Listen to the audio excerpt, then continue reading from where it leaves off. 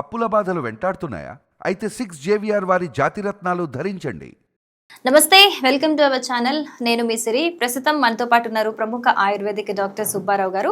Doctor గారితో మాట్లాడదాం. Doctor గారు నమస్తే. డాక్టర్ గారు, ఈ మధ్య ఎక్కువగా కాయకల్ప అశ్వగంధ అనేది వింటున్నాము ఈ ఆయుర్వేదిక్ సబ్జెక్ట్ కి సంబంధించి.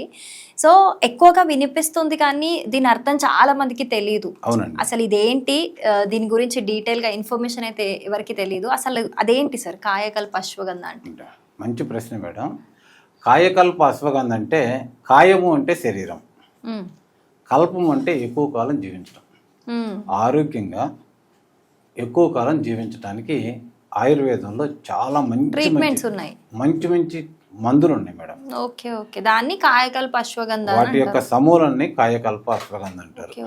ఈ మందు తీసుకోవడం వల్ల మన కాయం అంటే మన శరీరం నిరోగిగా అంటే రోగం లేని వ్యక్తిగా చాలా కాలం జీవించవచ్చు.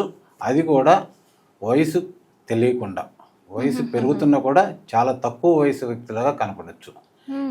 దానికి ఉపయోగించే వస్తువుల్లో మొట్టమొదటిది అశ్వగంధ. ఇదేంటి? దీన్ని అశ్వగంధ అంటారు. అశ్వగంధ, ఈ అశ్వగంధ ఏర్లని వాడతారు. అలాగే ఇదేంటి సార్? ఇది దూలగుండి అంటారు సార్.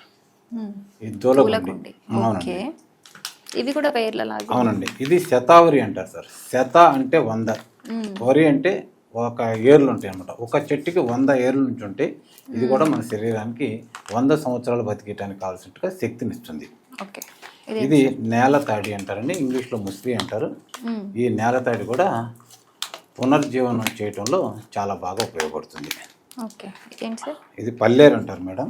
ఇవి పల్లేరు అనేది మన శరీరంలో ఉన్నటువంటి డీటాక్సిఫైగా వచ్చినటువంటి వేస్టేజ్ అంతా కూడా యూరిన్ ద్వారా బయటకు పంపడానికి, యూరిన్ ట్రాక్ గట్టిగా చేయడానికి ఉపయోగించేటువంటి ఇది పల్లేరు. ఇది అతి బల అంటారు సార్. శరీరాన్ని అతి బలంగా ఉంచడానికి, కండ గట్టిగా ఉంచడానికి ఉపయోగపడింది. దీని పేరే అతి బల.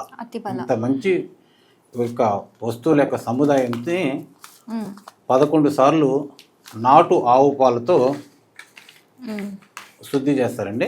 ఆవు పాలతో ఇవన్నిటిని ఉడకబెట్టి ఎండబెట్టి మళ్ళీ ఉడకబెట్టి ఎండబెట్టి ఇలా 11 సార్లు ఎండబెడతారు, 11 సార్లు ఉడకబెడతారు. ఇలా చేసి వచ్చినటువంటి దాన్ని పొడి చేసి పాలతో తీసుకుంటే శరీరంలో చాలా రకాలైనటువంటి మంచి మార్పులు జరుగుతాయండి. వాటిలో ముఖ్యమైనవి ఏంటంటే నరాలు ఉత్తేజం పొంది రక్త ప్రసరణ చాలా బాగా చేస్తుంది. ఎప్పుడైతే రక్త ప్రసరణ సక్రమంగా జరుగుతుందో అవయవాలకు అందాల్సినటువంటి ఆహారం అంతా కూడా సక్రమంగా అందుతుంది. ఎప్పుడైతే ఆహారం తీసుకున్నటువంటి అవయవాలు 100% పనిచేస్తాయి. 100% పనిచేసినప్పుడు మనకి జబ్బులు అనేవి రాకుండా ఉంటాయండి. ఈ యొక్క మందు వాడటం వలన నిద్ర పడుతుంది. అట్లాగే నరాలు ఉత్తేజం పొందటం వలన వీర్య కణాలు కూడా ఎక్కువగా పెరుగుతాయి, వీర్యోత్పత్తి కూడా చక్కగా జరుగుతుంది. అలాగే ముసలితనం అనేది తొందరగా రాదు, ఆకలి బాగా ఉంటుంది, హుషారు ఉంటుంది, నిద్రమత్తు అనేది రాదు. షుగర్ ఉన్న వాళ్ళు కూడా దీన్ని తీసుకోవటం వలన అరికాళ్ళు మంటలు, తిమ్మిర్లు లాంటి చిన్న జబ్బులుగా పోతాయండి.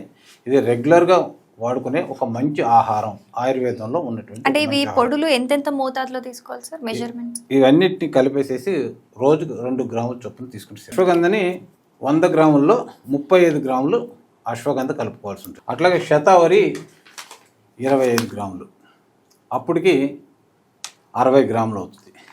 ఈ దూలగండి ఒక 10 గ్రాములు, నేలతాడి ఒక 10 గ్రాములు, పల్లేరు ఒక 10 గ్రాములు, ఇది అతిబల విత్తనాలు ఇది ఒక 10 గ్రాములు, మొత్తం 100 గ్రాములు అవుతుంది. ఈ 100 గ్రాములతో చేసిన పొడిని రోజుకు 2 గ్రాములు మనం తీసుకుంటామంటే శరీరం మంచి బలంగాను ఉంటుందండి.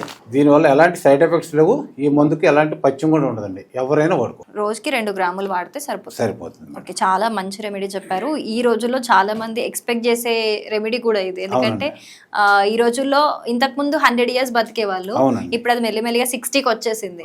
సో ఇది ఈ రోజుల్లో చాలా మంచిగా ఉపయోగపడే information. Thank you so much sir. Thank you madam.